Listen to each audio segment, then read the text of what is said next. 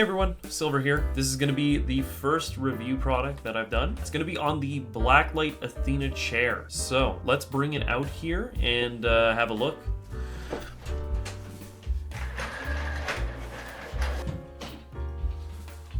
Ta-da! This product was made by Canadian company Blacklyte, so they're actually pretty new. They started in January 2024, so this is part of their introduction to the gaming lineup. The industry of gaming peripherals and gaming furniture has tons of variety, and I mean tons. Lots of brands involved in there, and they've all got their hand in it. So it's not easy to carve yourself a base. Let's take a look to see how they did. Before we start, two quick notes. One, I received this sample unit for review purposes, but everything that I'm going to say in this video is going to be my own thoughts, legitimate. I'm allowed to speak my thoughts on the product. The video production is my own, and I wasn't given any talking points. Number two, this sample unit was provided to me by Esports Discovery, so big shout outs to them. This is my first time doing a product review, but it's not the only time. If you're an organization or a brand that's looking to try out new products and you'd like this review, I'll be putting some details in the description of the video so you can find out ways to reach me there. I happen to be an established pit player in Super Smash Bros. Ultimate. I'm actually pretty used to a lot of the different peripherals or other sort of things that come to be pretty standard for gamers. Without further ado, let's get into it. So, funny enough, in a past life, I used to be a retail worker, and I used to do some stuff with furniture and gaming chairs. Though it's easy for me to enjoy a chair, it doesn't take very much, I'll still be putting this model under the magnifying glass. Gaming chairs are a staple of gaming setups. You can find a lot of different brands and models for these types of chairs. Blacklyte's gone with a steel frame and fabric for the Athena model. These are usually for more heavy-duty usage as you want the chair to last. It is going to add some weight by a decent bit, but usually opens up for more customization in terms of adjustments, as this build's not dependent on things like the arms holding the seat to the back. That can make a big difference for being able to recline more, adjust the seat lock more, and also being able to adjust the armrests. The Athena's got the following adjustment features: a hydraulic height adjustment for the chair tilt and lock, armrest height adjustment, sliding armrests, and twisting armrests, and lastly, multi-angle reclining up to 168 degrees. You're also going to be getting a lumbar cushion and headrest. Admittedly, sometimes these feel bulky being behind you, but having them is essential for those that need them. The wheels are also a much higher quality than standard ones. They're full size, almost rollerblade-like wheels, meaning that they glide, and I mean glide. And they've also even got locks on the wheels, so you can hold it down in place too. That's actually kind of nice. Now, let me be honest here. My chair maybe use a replacement. So I'm going to borrow two other chairs here to give a better review. So the first chair is a GT Racing GT890 MF. And the second one is a Tempur-Pedic chair. I don't know the exact model, but it's from Tempur-Pedic. So let's walk through all of the features together, step by step. So basically I've tried this thing all day. I actually think it's pretty comfy. There's a lot of features in here that personally I know I wouldn't end up using too much. Something like the adjustable armrests and all that sort of stuff. The chances of me using something like the swivel back and forth is not really going to be that likely. Sliding up and down, I kind of can see, but again, that's something that maybe is not my sort of thing.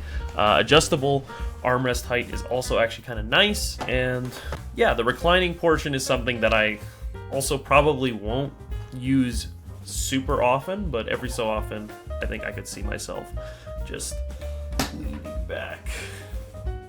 I can't tell exactly what the full recline is on this unit that I have here with me, but it's close enough to 168. I think 168 is still pretty far back.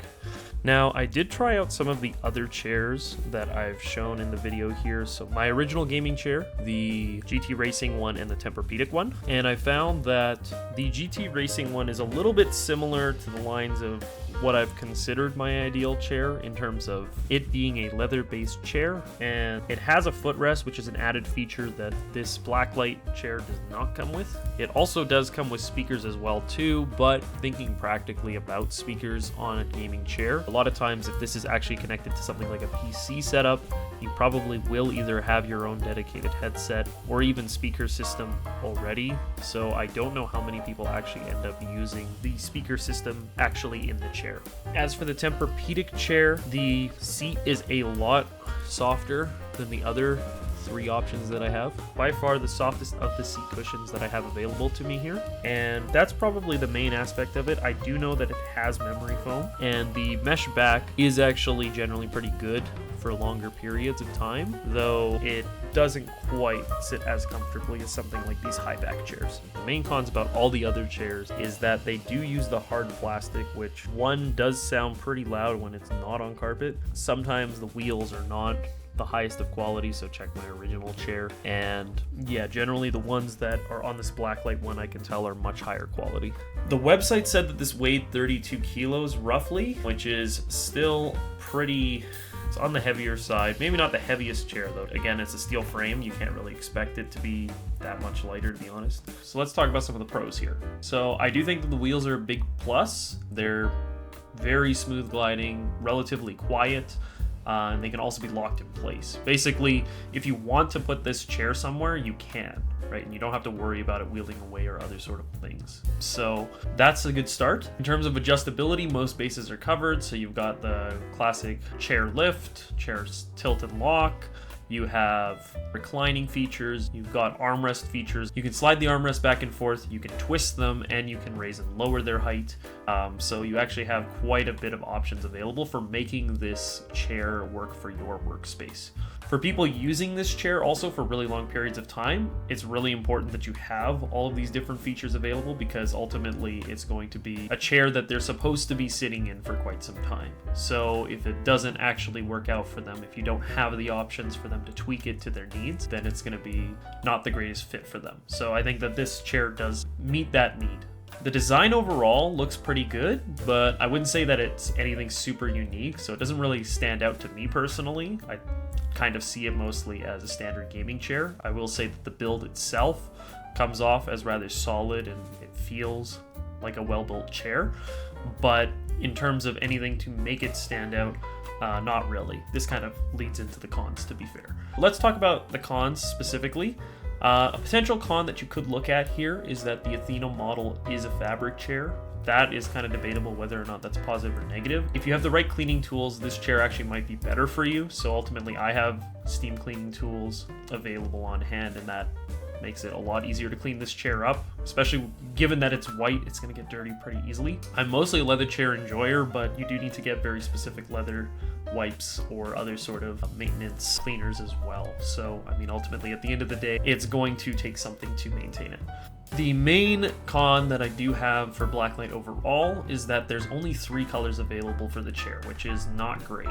Basically, to me, I think it's pretty important for yourself as a brand, because you've got to at least meet the expectation on the market. If someone's looking at different chairs available, if people are looking for chairs at similar price ranges or of similar model types, then they're going to be deciding it a little bit more on some of the extra features or customization available for it, right? Some people color code their chair with their setups. Sometimes it's just a color preference.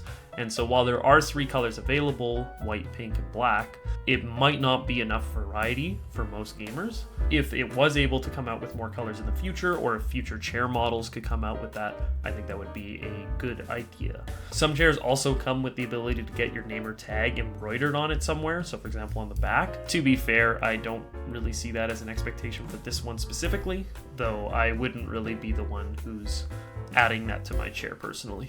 And then lastly, the nose strap on the lumbar cushion is a little bit unfortunate because this thing can shift around. I'd say kind of the main part of where this comes up is when you actually move the chair around and no one's on it. And then the lumbar can just kind of fall over or whatnot. It might reposition when someone's sitting down, but ultimately I think that it probably should come with some sort of way to hold it to the chair. Overall thoughts on it. So with this in mind, I really want to consider it from the price point perspective, which is that the regular retail price is $700. I think that is a little bit on the high side. It is a very nice build chair, and ultimately for this chair specifically, I know that if it was gifted to me, I wouldn't have really any complaints with it, but it's about the bang for buck. And that is something that consumers would have to decide more so. I don't think it's so outstanding that $700. is a no-brainer, I guess. It's something that you definitely want to have some consideration, and you do want to factor it in with the other chairs available too. I was filming this during the Easter weekend, so they actually did have a sale for $450. I think $450 makes this a bargain of a chair, and definitely think that this is a brand to look out for. They've gotten attention to the details of the different features that you want in a chair, which is a pretty good start for the brand here. I just think that they need to expand upon what's already existing on these chairs and to make it so that they stand out as a brand specifically. It's a hard market to get into, so they're gonna have to try their best to make sure that they can keep up with what the current trends are for gaming chairs. Overall though, I think that this product's pretty good. This is sort of the part where you're supposed to have maybe a rating or whatnot. Let's do it out of 10. I'd put this chair at... I put this chair at an 8 out of 10. Overall, I like a lot of the things about it. I think that it is a very nice chair, and like I said earlier, if it was something that was given to me, I wouldn't have any complaints really about it. The budget portion is probably the biggest concern. You can tell that some of the features and whatnot that they have in here are going to cost a little bit extra to begin with, but is it enough to push it into, let's say, like a 700s range chair? Is the $700 what you actually want to put in for your chair, right? Depends on all those sort of features. And ultimately, if you take a look at what's on the market, you'll have a good idea of what you'll get at that range. So it's a pretty good chair. There are some points for improvement. Take a look at the cons section that I mentioned earlier, and yeah, work from there. So that's basically it. Hopefully this was an informative video. Please let me know if you have any kind of comments or critiques. If you've had this chair, let me know your own experience with it. I'd be curious to hear. Otherwise, yeah, take care. Hopefully y'all have a great day. See ya.